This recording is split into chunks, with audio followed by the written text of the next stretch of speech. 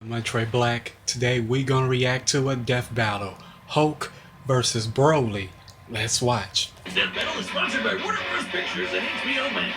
Wonder Woman 1984 in theaters and HBO Max on December 25th. Streaming on HBO Max for a limited time of 31 days from its theatrical release. Have you been aching for a movie that inspires hope and escape, full of heart and mystery and intense epic action? Look no further than Wonder Woman 1984 in theaters and HBO Max on December 25th. Slip into the world of the 1980s. Vibrant, sleek, and driven by excess, just like me. Diana Prince has been keeping a low profile as a superhero, but will soon be dragged into a conflict that will decide the fate of this brave new world. Watch as Wonder Woman battles Maxwell Lord and the Cheetah in some of the most fun action scenes ever put to film. Wonder Woman 1984 is in theaters and HBO Max on December 25th. Streaming on HBO Max for a limited time of 31 days from its theatrical release.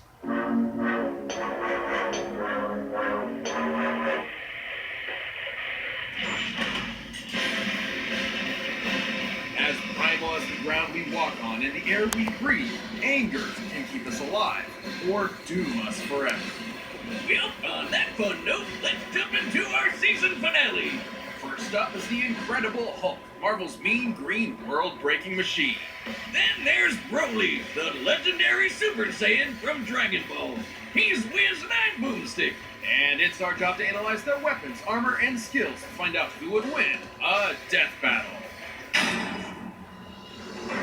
Young Bruce Banner was a genius and the son of nuclear physicist Brian Banner, who was just the absolute shittiest dad ever, complete with mom murdering and super baby slapping. Naturally pretty distraught, Bruce's trauma due to parental abuse internalized itself as a second personality, an angry, childlike brute that just wanted to be left alone. Even with that angry shadow in his head, Bruce grew up to be a leader in the study of gamma radiation. So like a total nerd who probably got beat up all the time. He had that covered. During a gamma bomb test, Bruce was caught in the blast zone and absorbed enough radiation to, well, die. Except he kind of didn't. Well, not permanently. Instead, the bomb opened a door that let Bruce's alternate personality step into the world. Thus, using his anger, Bruce Banner transformed into the Incredible Hulk.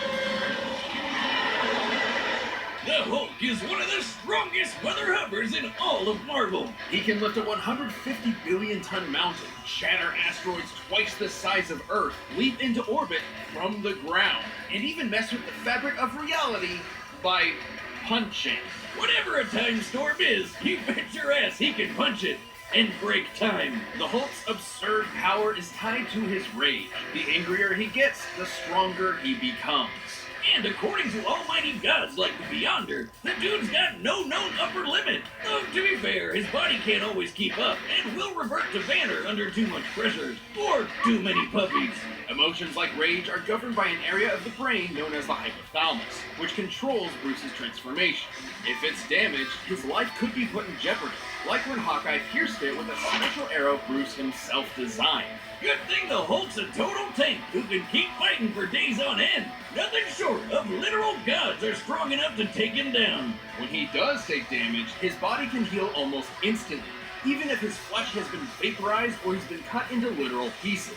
The Hulk can adapt to any environment imaginable, whether that's just straight up holding energy or surviving the depths of space. He's even battled the warrior god Thor, who has thousands of years of combat experience and is fast enough to cross the universe in about 5 seconds, nearly 300 quadrillion times the speed of light. No wonder the world's so scared of him. He's a green apple flavored behemoth of destruction with the mind of a cranky 4-year-old. While the classic Savage Hulk persona may be a childish brute, there are several, maybe even thousands of other personalities cooped up within Banner's shattered psyche. Joe Fixit is a street-smart bouncer, Doc Green is a super genius, and the Devil Hulk is the father figure Bruce never had. It's like an all-you-can-eat Hulk Emporium in Bruce's brain. We got your Dark Hulk, Mindless Hulk, Hulk Squared, and Claw, which is basically just Sad Hulk. It's kinda dumb. Despite seeing his human half as weak, Hulk and Bruce would finally unite against a cruel, uncaring world under a new persona, the Green Scar. He brought a world war to Earth and tore the superhero community a new asshole. And by finally letting go of puny Banner, the Hulk became the unstoppable force everyone's always feared. A world breaker. World is underselling it. The Savage Hulk once obliterated an entire universe with a thunderclap and bloodied Hyperion with a single punch. The same Hyperion who survived the collision of two universes unscathed. Which begs the question, how much more powerful is the Hulk at his maximum? This one's all on me, Wiz. So, Hulk was once with this chick, Umar, ruler of the Dark Dimension. Spooky. Hulk could only match her strength for 6 minutes, but he made up for it in round 2 when he came back as the Green Scar and kept Hulk smashing for hours. It's likely they went until dawn. That's a 12-hour session of Hulk smashing in post. My man. Well, that would make the Green Scar 120 times stronger than the Savage Hulk. Multiplying that by the energy of the two colliding universes would yield 960 duovigintillion joules. That's just a ridiculous number. All that from a single battle? Battle? Oh, sweet summer child, Wiz. That's not the kind of smashing I meant. You've got to be kidding me. I think I just invented a new field of science. The science of the Now, you might be thinking this gamma stuff is nuts, and you're right, because it's Satan magic. So, turns out, gamma is actually directly connected to energy from hell, drawn from Marvel's ultimate satanic being, the One Below All. By using his powers, the Hulk is literally channeling the devil. It's also what kept him alive all these years. Every time Bruce dies, his soul is sent to hell and can resurrect. Once returned to the world, his body will heal from whatever killed him. The dude literally can't die. And after a journey into the lowest plane of hell, the Hulk even faced off against the One Below All and the ghost of his father. In the greatest therapy session of all time, he thunderclapped those two assholes to smithereens. Talk about cathartic. From one man with crippling daddy issues to another. Well done, sir. What else can you say but incredible?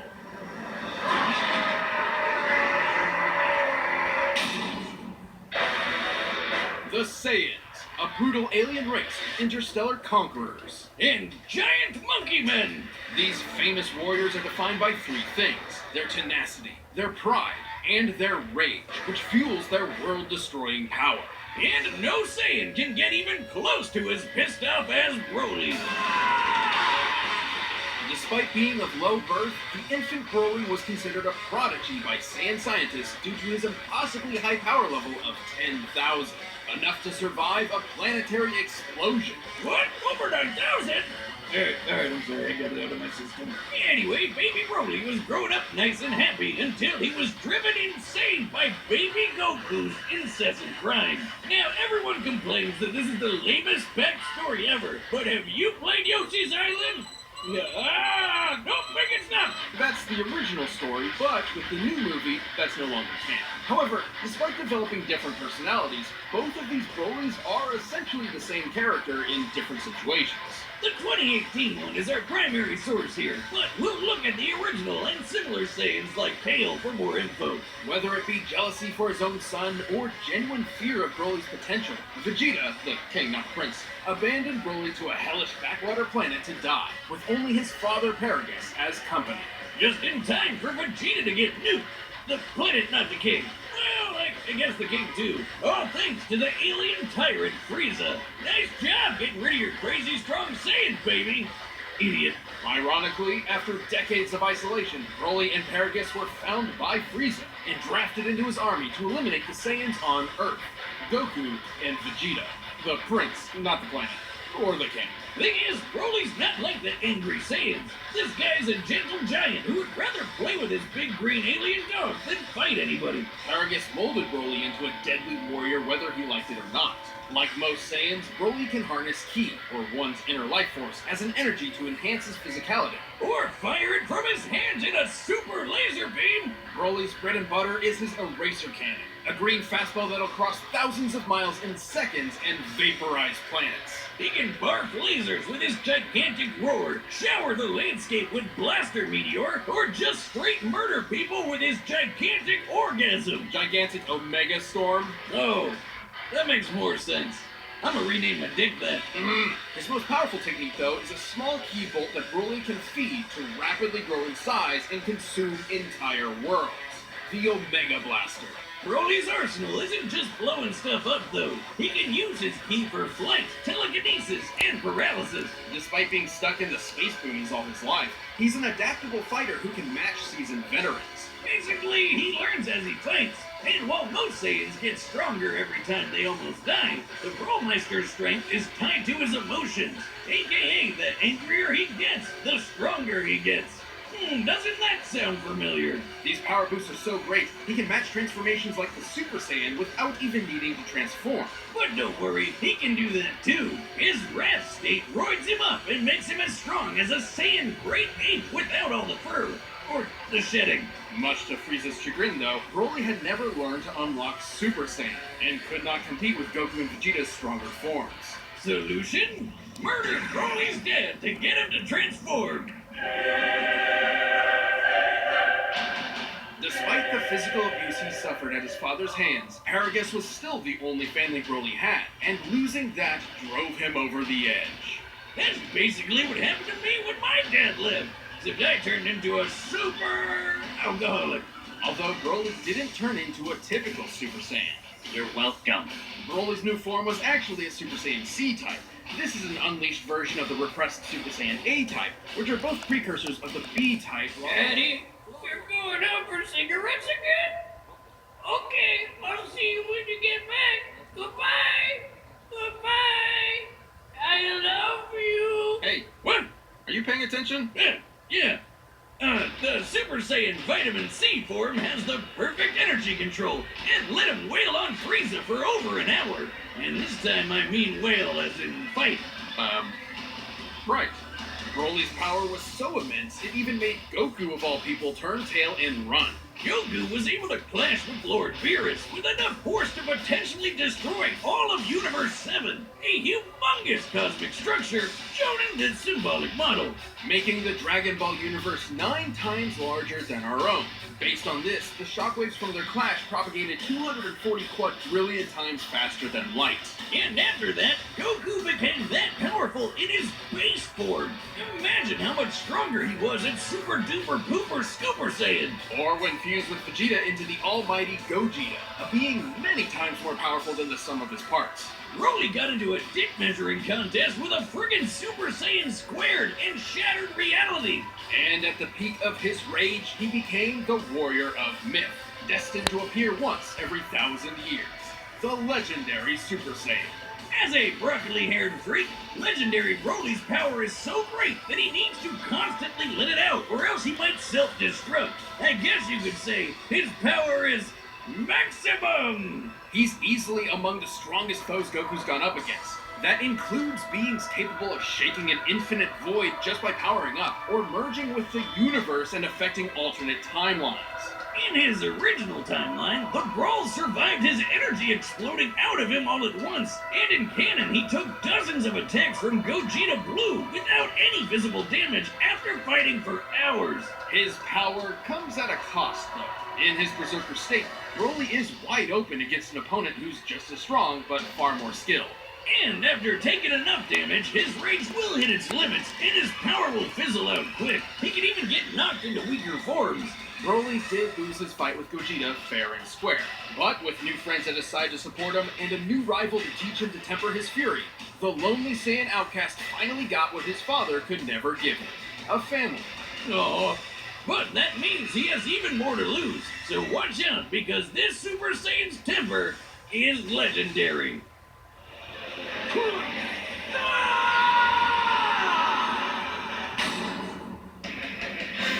Alright, combatants are set. We've run the data through all possibilities. But first, if you want some more earth-shattering action, check out Wonder Woman 1984. This episode of Death Battle is sponsored by Warner Bros. Pictures and HBO Max. Wonder Woman 1984 is in theaters and HBO Max on December 25th. Streaming on HBO Max for a limited time of 31 days from its theatrical release. I don't know if you've heard, Wiz, but Wonder Woman 1984 is coming out in theaters and HBO Max on December 25th. Christmas is coming early this year, or exactly on time. If If you were as entranced as we were with the first Wonder Woman, strap in for an action-packed 80s rock filled with heart, hope, epic fight scenes, and a few surprises. I mean, I know I'm excited to see her swing on lightning. And her golden armor that'll let her stand up to new villains like Maxwell Lord and the Cheetah. I'm fascinated by its composition, assuming it don't Steve 1,000 kilograms per meter You cubed. know, nerd speak whiz. If you like badass action sequences peppered with fun and humor, this movie will have something for everyone to enjoy, especially the tried and true fans. Set in the 1980s, the height of America's power, pride, and glamorous excess, Diane is trying to save a world very different than the one she knew from the first film. She's a hero for all, and one the world definitely needs right now. I, for one, am excited to see it safely on the big screen, or at home on HBO Max in pajamas. Wonder Woman 1984, in theaters at HBO Max on December 25th. Streaming on HBO Max for a limited time of 31 days from its theatrical release in the US only at no extra cost to subscribers. But right now, it's time for a death battle!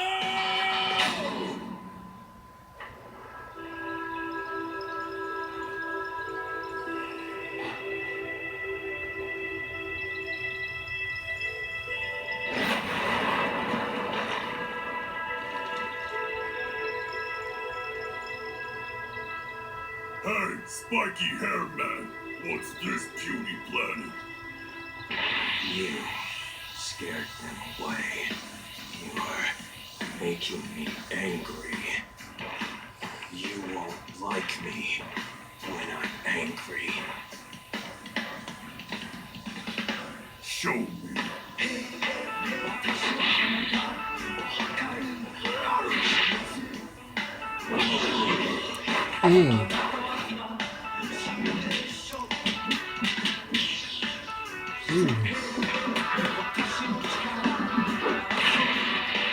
Nice one, Hulk.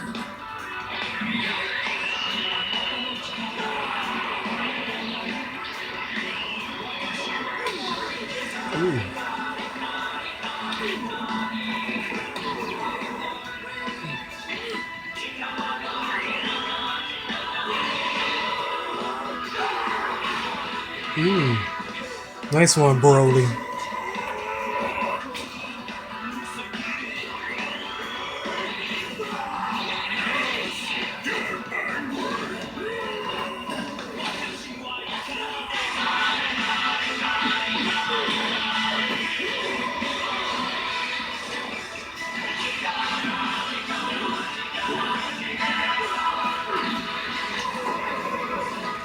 Hope is just incredible. Hope is immortal.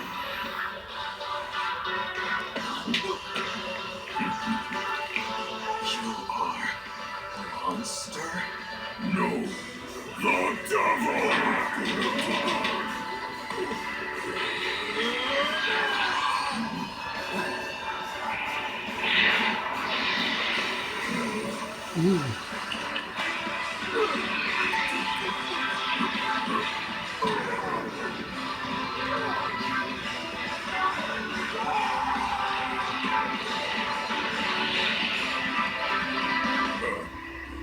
Hulk smash!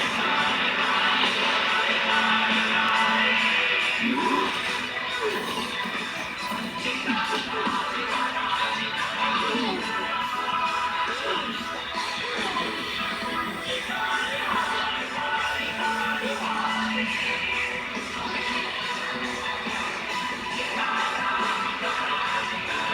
think you're strong?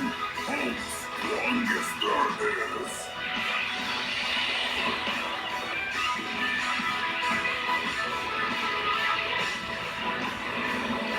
Yes, show me.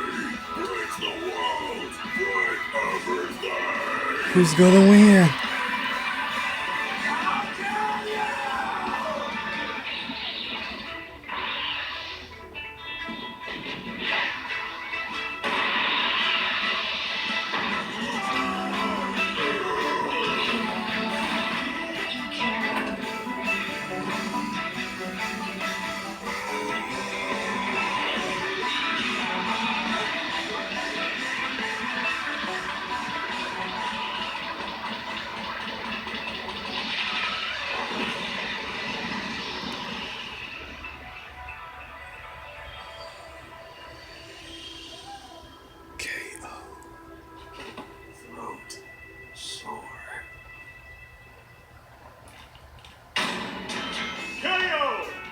Just in, breaking news. Local area Saiyan literally too angry to die. The Hulk had numerous advantages over Broly.